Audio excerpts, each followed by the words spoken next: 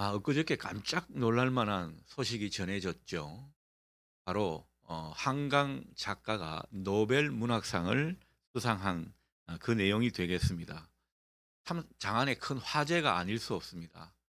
한국이 최초고 그리고 또 아시아 여성으로도 최초라고 전해지고 있습니다. 많은 분들이 감격해하고 또 축하의 마음을 전하고 있습니다. 이 한강 작가의 책들은 다 이 매진이 됐다고 합니다. 저도 좀 주문을 좀 해 보려 하니까 이게 잘 안 되더라고요. 그리고 인터넷 북으로도 보기가 좀 어려운 그런 상황인 것 같습니다. 한강 특별전이 계획되는 등 이 전국의 한강 작가의 신드롬이 이제 한창이 아닐까 그런 생각을 해 보게 됩니다. 자, 그런데 제가 오늘 이번에 이분에게서 참 깊은 인상을 하나 받은 게 있습니다. 누군가 이분에게 기자회견을 하자고 하니까 이 한강 작가가 그렇게 말했다고 하죠. 러시아, 우크라이나, 이스라엘, 아 팔레스타인 그런 전쟁이 지금 한창이고 전쟁으로 사람들이 이렇게 죽어 나가는데 무슨 잔치를 합니까? 라는 말입니다. 언뜻 평범한 말 같지만 참 대단한 말이 아닐 수 없습니다. 이건 평소에 시대의 아픔과 세계인에 대한 인류애가 없다면 그런 말을 못할 것입니다. 고통당하는 사람에 대한 긍휼 그리고 평화를 사랑하는 그런 어떤 속마음을 이번에 엿볼 수가 있어서 좋았습니다. 자, 그런데 한편으로 이 이스라엘 나라를 생각하면 또 걱정입니다. 우리 성경에 이스라엘이란 말이 얼마나 많이 등장합니까? 그런데 이스라엘 군이 보여주는 모습은 저기 걱정을 자아내는 그런 모습입니다. 이번에 레바논에 있는 유엔군은 중립군 아닙니까? 세계 평화를 유지하기 위해서 주둔하는 그 유엔군까지 포격해서 서방 각국으로부터 많은 비난을 받고 있습니다. 자기들 반대파인 헤즈볼라, 이 헤즈볼라 하나 잡겠다고 묻지마 폭격을 가하고 있는 그런 모습입니다. 네타냐후 이스라엘 총리가 주도하는 이 이스라엘 정권의 모습, 여러분 어떻게 보십니까? 이들은 힘으로 이 중동 지역의 평화를 만들어 가려고 합니다. 일단 힘으로 제압해서 자기들이 주도하는 그런 어떤 평화를 이루어 가려고 한다라는 거죠. 자, 그러면서 이번에 이스라엘 군대가 보여준 군사력, 정보력 엄청나게 진부한 모습입니다. 최신의 군사 기술력으로 아주 정밀하게 이 적군을 향해 타격하는 그런 모습도 놀랍지만 이 방어하는 기술도 대단하더군요. 아무리 미사일이 날라와도 그것을 다 방어하는 그런 어떤 기술을 선보인 모습입니다. 우리 입장에서는 좀 부럽기도 하죠. '군사력이 저 정도 대단하면 얼마나 좋을까.' 그런 생각을 해 보기도 합니다만 그러나 여러분 하나님의 관점으로 보면 그들은 참 어리석은 행동을 하고 있다라는 거죠. 자기들의 정보, 자기들의 군사력으로 중동의 평화를 가져올 수 있다. 천만의 말씀입니다. 화를 부르지 않으면 다행이고요. 계속 피해 보복이 그들 가운데 있게 되는 것은 자명한 일 아니겠습니까? 무엇보다 이 이스라엘 어 민족은 하나님을 믿는다고 하는 사람들 아닙니까? 우리는 기독교지만 그들은 유대교거든요. 하나님은 똑같이 믿습니다. 예수 그리스도는 받아들이지 않지만 그런데 그렇게 하나님 마음을 모를까 그런 생각이 듭니다. 안타깝죠. 아마도 아직도 주님의 사랑, 주님 안에 있는 그 생명의 힘 그런 것들을 모르는 사람들이라 그런지 계속해서 어리석은 그런 모습을 보이고 있는 것입니다. 여러분, 이것을 통해서 우리가 명확히 생각할 수 있으면 좋겠습니다. 하나님의 사람들은요, 무엇보다 하나님의 마음으로 살아야 된다라는 거죠. 주님을 따르는 우리들은 주님의 결을 같이 해야 된다라는 것입니다. 주님이 여기에 지금 계신다면 어떻게 하겠습니까? 그리고 하나님이 얼마나 평화를 사랑하시고 그것을 우리에게 주문하시는 분이십니까? 여러분, 하나님은 정말 넉넉한 하나님이십니다. 그 넉넉한 하나님을 제대로 알고 믿으면은 사람들이 이런 모습이 있지는 않을 겁니다. 하나님의 마음이 세계인 모두에게 전해지는 그런 은혜가 있기를 소원합니다. 자, 오늘 본문은 예수님이 예루살렘으로 가시는 길에 일어난 일화입니다. 51절 하반절은 예수님께서 예루살렘을 향하여 올라가기로 굳게 결심하셨다, 이렇게 내용을 전해주고 있죠. 바로 십자가를 향해서 비장한 각오로 나아가시는 주님의 모습을 우리가 보게 됩니다. 자, 주님이 예루살렘으로 가실 때 앞서서 사자들을 보내셨다고 성경은 전해주고 있죠. 아마 예수님이 가실 길을 잘 준비하려고 그렇게 사자를 보낸 것 같습니다. 자, 그런데 이 사자들이 이 마을에, 사마리아의 어느 마을에 들어갔는데 사람들이 이 예수님의 그 앞서서 나아가는 그 사자들을 얼마나 적대적인 태도로 대하는지 모릅니다. 아니, 무슨 이유인지를 모르겠습니다. 그런데 너무나 싸늘하게 대하고 예수님의 일행을 받아들이지 않는 그런 모습을 보이고 있다라는 겁니다. 53절은 그 이유에 대해서 이렇게 설명합니다. 예수님의 일행을 받아들이지 않는 이유는 예수님께서 예루살렘으로 가시기 때문이다, 그렇게 밝히고 있습니다. 이건 역사적인 배경을 좀 알아야 되겠죠. 원래 예루살렘으로 대표되는 이 유대인들과 그리고 사마리아 지역에 사는 사마리아인들은요, 굉장히 견원지간입니다. 원수지간입니다. 유대인들이 그간 사마리아 사람들을 굉장히 냉대하고 차별 대우를 하고 무시했던 것이 사실입니다. 그래서 그만큼 사마리아 사람들은 유대인들한테 소외된 그런 사람들이라고 볼 수 있겠습니다. 심지어 유대인들은 사마리아 사람들을 개같이 여겼습니다. 인간으로 제대로 취급을 하지 않은 것이죠. 얼마나 하찮게 비천한 사람들로 보았는지 모릅니다. 왜 그렇게 보았는가? 역사적으로 볼 때 유대인들은 순수한 혈통을 지니고 있었습니다. 그래서 어떻게 보면 한 민족이라고 볼 수 있겠죠. 그런데 사마리아 사람들은 그렇지가 못했습니다. 이 사마리아 지역이 아수르 등 외세 침략이 많았습니다. 외세 침략이 많았는데 그 와중에 혼혈인들도 많이 생겼습니다. 특히 아수르 같은 경우는 현지인들과 이 결혼을 시키는 그런 정책을 많이 폈습니다. 그래서 역사적으로 어떻게 보면 피해자들이고 안타까운 사람들인데 단지 이방인들과 피가 섞였다는 그 이유만으로 유대인들은 사마리아인들을 그토록 무시했던 것입니다. 이방인 취급까지 해버렸습니다. 여러분, 유대인들이 이방인들 얼마나 하찮게 여깁니까? 선민의식이 강하기 때문에 그런 모습을 보였는데, 자, 이렇게 되니까 그 하대를 받고 또 냉대를 받던 사마리아인들 입장에서는 얼마나 반유대인 감정이 있었겠습니까? 그 유대인에 대해서 적개심이 들었고 뿌리 깊은 반감이 있었던 것이 그들 사이의 현실이었습니다. 자, 이런 이유 때문에 예수님 일행을 반기지 않았던 것입니다. 자, 이 소식을 들은 제자들 중에서 특히 야고보와 요한이 많이 격분했습니다. 그래서 사마리아인들의 태도에 분개하면서 오늘 본문 54절처럼 이렇게 말을 합니다. 54절을 보실까요? 주여, 우리가 불을 명하여 하늘로부터 내려 저들을 멸하라 하기를 원하시나이까? 여러분, 어떤 뜻입니까?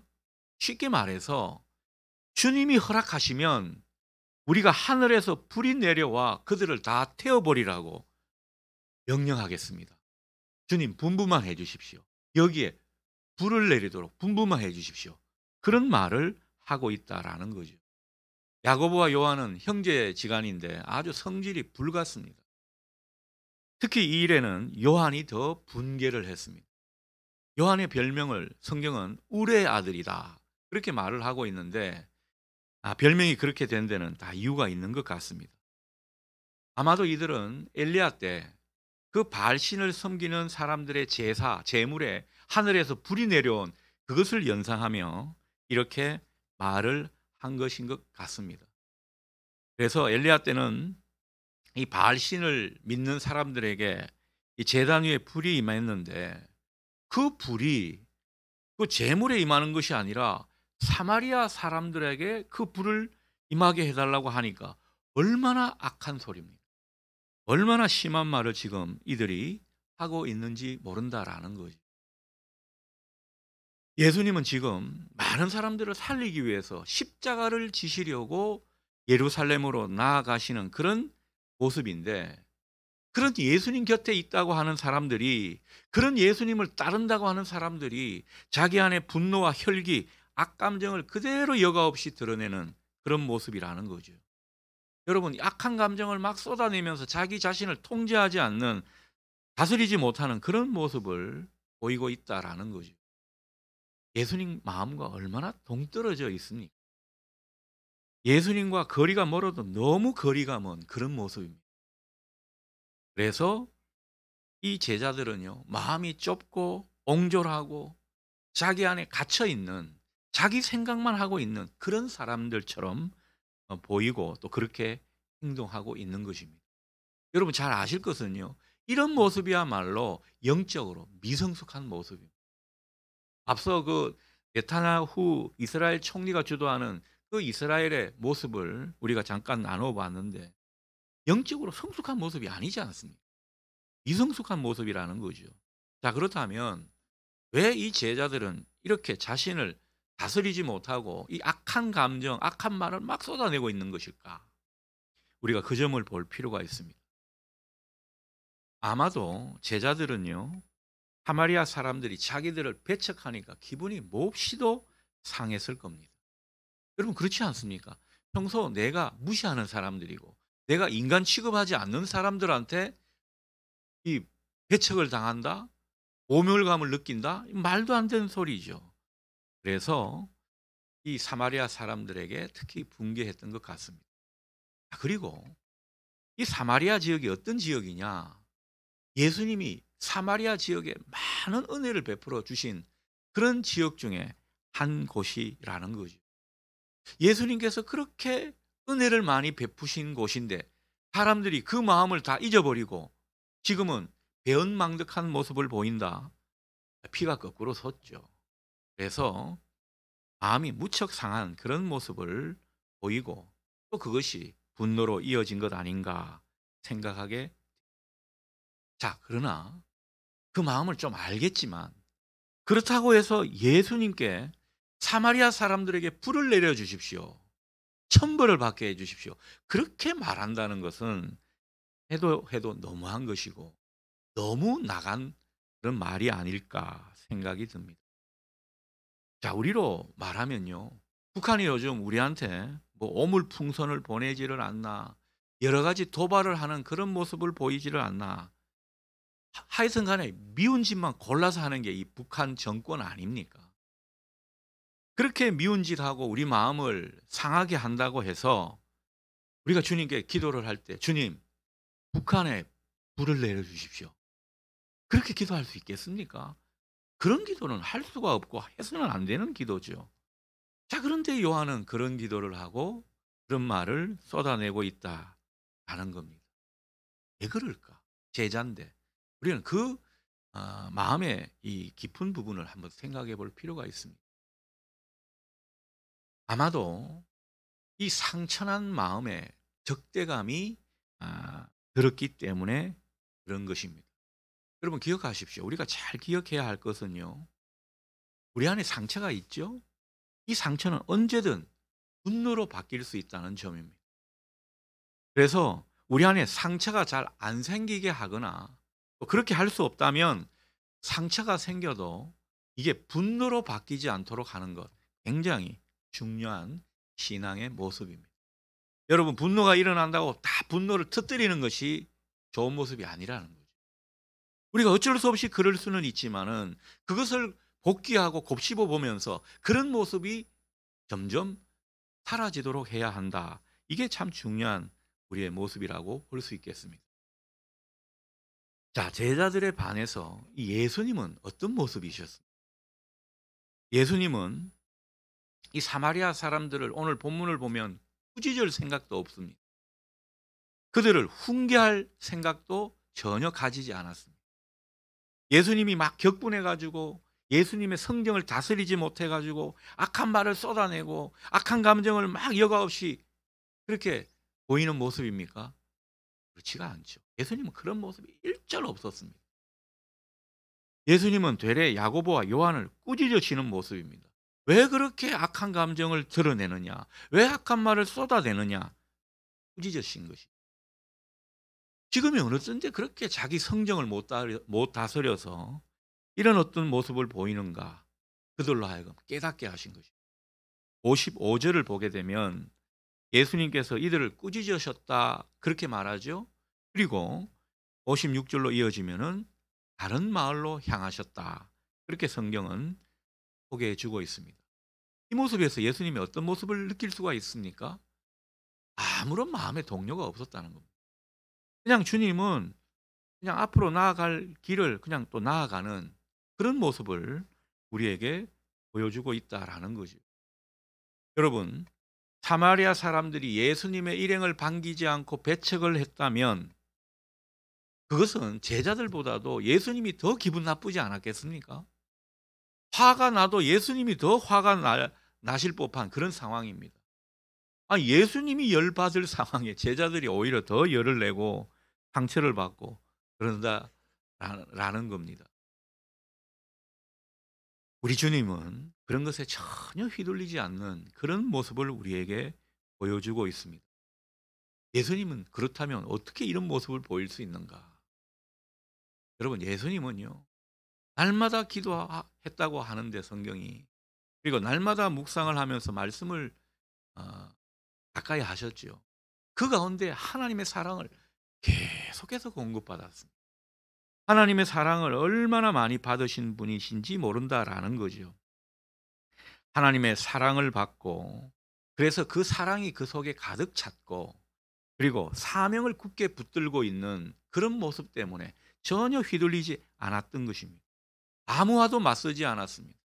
그저 하나님이 인도하시는 길, 하나님이 가라고 하시는 그 길을 묵묵히 가시는 그런 모습만 우리에게 보여주고 있는 것입니다. 예수님이 상처를 받았을까요? 이 일로? 상처를 받지 않으셨습니다. 분노와 적대감도 예수님 안에 없었던 것을 우리가 확인하게 되는 것입니다. 자, 그래서 우리가 생각해 볼 것은요. 우리는 왜 이렇게 상처를 잘 받는가? 우리는 뻑하면 상처를 받고 그 감정을 이렇게 다른 사람에게 전가하는 그런 어떤 충동에서 자유롭지 못한 것인가? 그런 생각이 들죠. 우리 청년들 특히 그렇지 않나요? 이게 다 자존심 때문에. 제가 예전에 회사 생활할 때 보면 이 자존심이 너무 강하니까요. 무슨 말만 좀 싫은 말만 듣고 안 좋은 말만 들으면 막 감정이 일어나는. 그때는 저도 이 요한처럼 감정을 잘 다스리지를 못했거든요. 그런 것들이 많이 생각이 납니다. 어느 권사님이 자기 기도 제목을 이야기하는데 그렇게 기도 제목을 이야기합니다. 목사님, 저는 자존심은 좀 내려놓고 자존감은 높아지기를 기도하고 있어요. 참 현명한 기도가 우리의 기도가 되기를 바랍니다. 여러분, 자존심은요, 예수 믿는 사람이 자존심이 어디 있습니까? 자존심은 자꾸 없애야죠. 물론 그것이 우리에게 빠리를 틀고 있긴 하지만은 자꾸 자존심은 없애고 대신 자존감은 높아져야 합니다. 이 자존감을 높이는 것이 이 기도라고 볼 수 있겠죠. 기도하면서 주님을 생각하고 또 주님의 사랑이 우리 속에 막 스며들어오게 될 때 우리의 자존감은 올라가게 돼 있다라는 거죠. 예수님은 그런 모습으로 자존감은 무척 높으셨지만 자존심은 다 내려놓으셨어요. 하나님의 뜻을 위해, 하나님의 영광을 위해 내 자존심 다 내려놓는 그런 모습을 우리에게 보여준 것입니다. 저는 이 말씀을 묵상할 때 그 예수님의 모습이 하나 정말 본받을 모습인지 새삼 깨닫게 되더군요. 아마도 하나님의 사랑을 넉넉하게 공급받으셨기 때문에 마음이 무척 부요해지는 그런 상태였기 때문에 자존감이 높아졌고, 대신 자존심은 얼마든지 내려놓을 수 있는 그런 길을 가신 것입니다. 여러분, 우리가 자존감이 높아지면요, 하나님의 사랑을 거듭 담아 가지고 자존감이 높아지면 설사 다른 사람이 내 자존심을 좀 무너뜨린다고 해도 예전보다 크게 영향받지 않게 될 겁니다. 자꾸만 이것이 큰 영향이 되지 않는 그런 길을 가게 될 것입니다. 그게 영성의 길이거든요. 자존심 상해서 그게 내 안에 상처로 이어지지 않는다라는 것입니다. 우리 중에는 아직도 주위에서 좀 싫은 말, 듣기 안 좋은 말, 공격적인 말, 그리고 조금이라도 욕이라고 할 수 있는 그런 말을 듣게 되면 막 발끈하는 그런 분들이 아직도 있을 줄 압니다. 오늘 예수님을 바라보십시오. 내 자존감은 낮아지고, 내 자존감은 높이고, 내 자존심은 낮아지는 그런 길을 여러분도 가실 수 있기를 바랍니다. 주님은 오늘 본문 앞 50절에서 제자들이 사람들이 주님을 제대로 안 따릅니다, 그렇게 말하는, 그리고 자기들을 반대하는 그런 모습을 보이는 일을 통해서 이렇게 말씀하십니다. 얘들아, 너희를 반대하지 않는 자는 너희를 위하는 자다. 여러분, 이 예수님의 짧은 말씀이 여러분에게 다가올 수 있기를 바랍니다. 예수님은요, 이게 저 사람이 나를 따르는지 안 따르는지, 나를 반대하는지 반대하지 않는지 애매한 사람조차 다 예수님을 위하는 사람이라고 본 것입니다. 얼마나 예수님의 마음이 넓고 예수님이 통이 크신 분이신지를 이런 말씀을 통해서 우리가 느낄 수 있게 된다라는 거죠. 그래서 우리가 예수님을 믿고 따르는 사람, 주님은 뭘 원하실까 생각해 보면요, 우리 마음이 좀 넓어지기를 원하시는 것 같아요. 우리 마음이 좁디 좁은 좁쌀 영감이라는 그런 말이 있잖아요. 좁디 좁은 그런 마음이 아니라 우리 마음의 도량이 점점 넓어지는 것. 이게 성숙한 신앙이라고 말씀하시고, 그 일을 위해서 주님을 자꾸만 본받으라고 우리에게 당부하시는 것 같습니다. 그래서 신앙의 여정 가운데 우리에게 제일 필요한 게 뭐냐? 하나님의 사랑을 자꾸만 공급받아 가지고 우리 마음이 부요해지는 것입니다. 우리의 자존감이, 영적인 자존감이 자꾸만 높아지는 것입니다. 그래서 웬만한 이 말의 공격, 어떨 때는 사람들이 막 비수를 꽂는 그런 말을 하기도 하잖아요. 그런데 전혀 휘둘리지 않는 그런 저와 여러분이 될 수 있기를 바랍니다. 주님이 우리에게 그 점을 원하시는 것 같아요. 이런 주님의 마음을 배우고 주님의 사랑이 우리의 속에 가득하게 되는 그런 우리의 모습이 되면 우리 마음이 자연히 넓어지게 될 줄 믿습니다.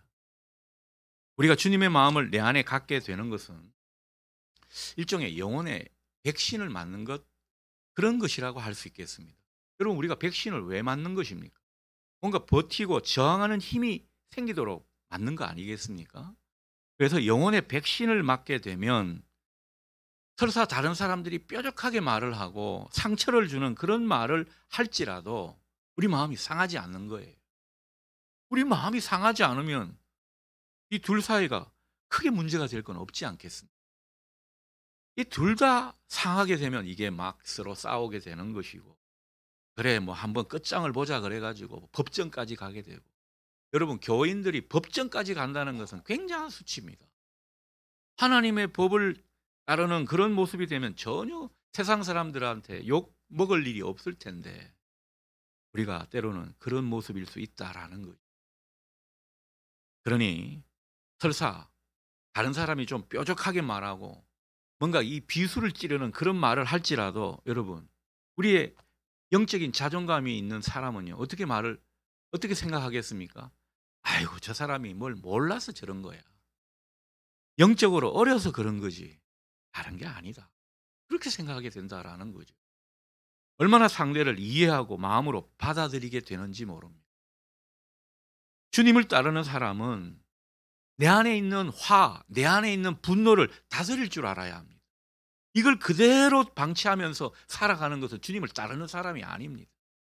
마음의 평정을 되찾는 그런 힘이 있어야 합니다. 그게 신앙의 길에서 얻게 되는 열매인 것이죠. 여러분, 우리가 사람인지라 싸울 수밖에 없죠. 저도 뭐 때로는 싸우기도 하거든요. 여러분, 싸울 때 싸우더라도 금방 화해하는 여러분 되실 수 있기를 바랍니다. 그냥 상한 감정을 오래 묵혀둬 가지고 한번 싸우면 석 달 열흘 말도 하지 않고, 그런 사람은 주님을 따르는 사람이라고 하기가 어렵지 않겠습니까? 우리는 주님을 믿는 사람으로서 싸울 때 싸우더라도 웃으면서 싸울 수 있기를 바랍니다. 웃으면서 미소를 지으면서 싸우다 보면 싸움이 되겠습니까? 한 사람은 누군가는 천사가 돼야죠.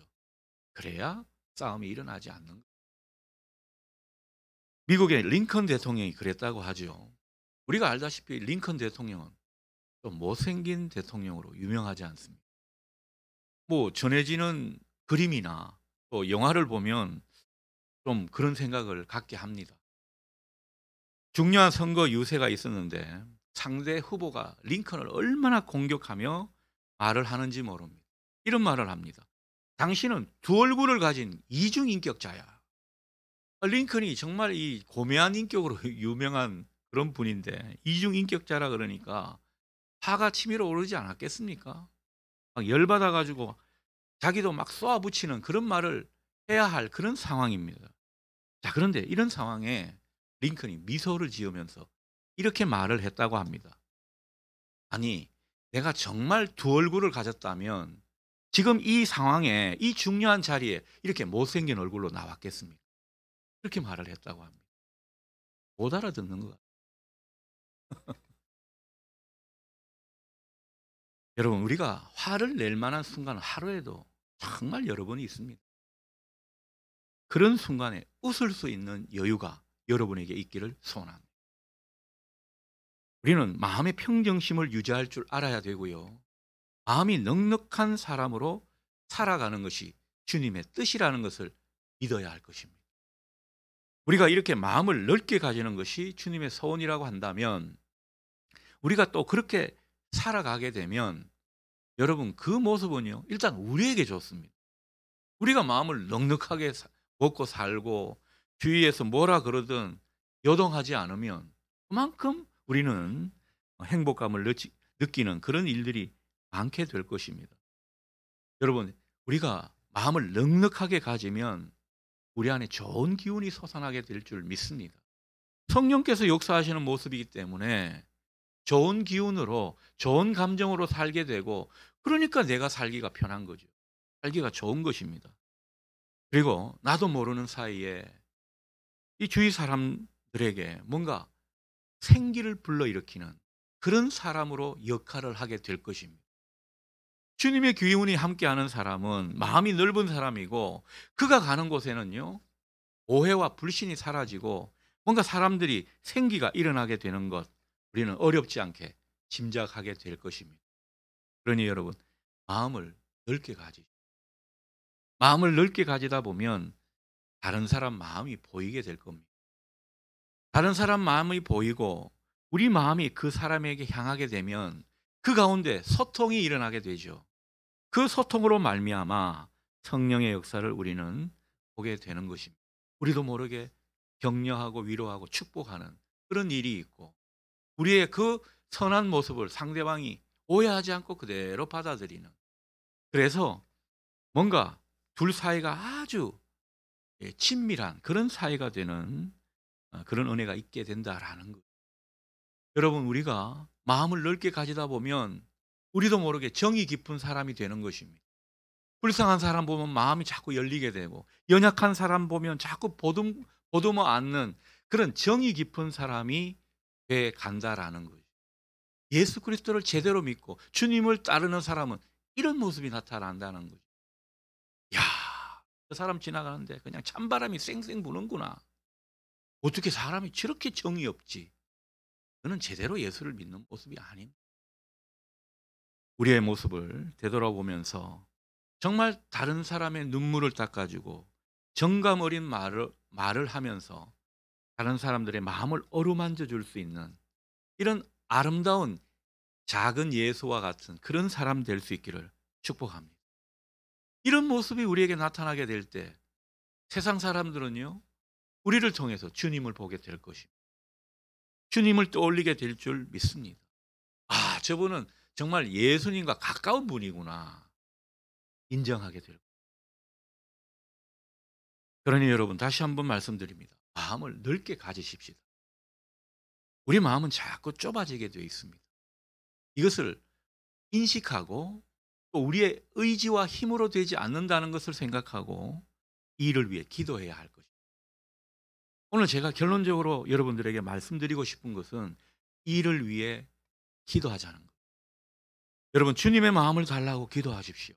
주님의 마음으로 살게 해달라고 소원하며 기도하십시오. 우리는 이런 기도를 거의 하지 않는 모습이 아닐까 싶어요. 뭘 달라고, 뭘 해결해 달라고, 뭘 주십사 우리는 기도는 잘 하는데 주님의 마음으로 사는 그런 우리가 되기를 소원하는 것은 인색합니다. 아니, 없이, 그런 기도 없이 살아가는지도 모릅니다.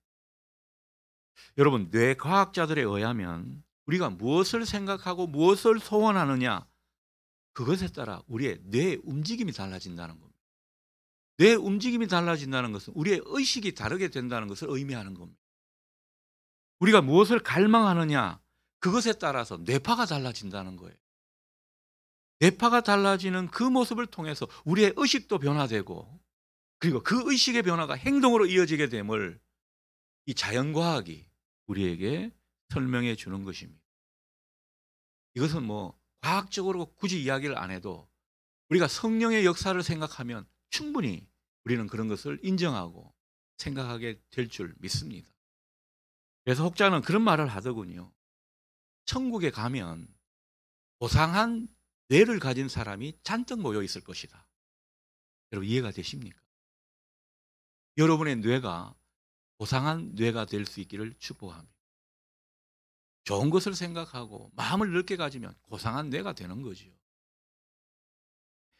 여러분, 우리가 이렇게 주님의 마음으로 살고 주님의 마음을 닮아서 마음을 넓게 가지기를 소원하게 되면 분명 우리의 의식의 변화가 있게 될 줄 믿습니다. 우리의 행동을 주님께서 바꾸어 주실 줄 믿습니다. 성령은 교통하시는 영이고 우리를 변화시키는 영이시거든요. 그래서 우리의 마음도 고상한 마음이 되고 우리의 행동도 고상한 행동이 되도록 인도해 가실 것입니다. 주님이 은혜 주시면 분명히 달라지게 될 줄 믿습니다. 주님은 우리가 이런 존재로 살아가기를 오늘 결단하라 명령하시는 것입니다.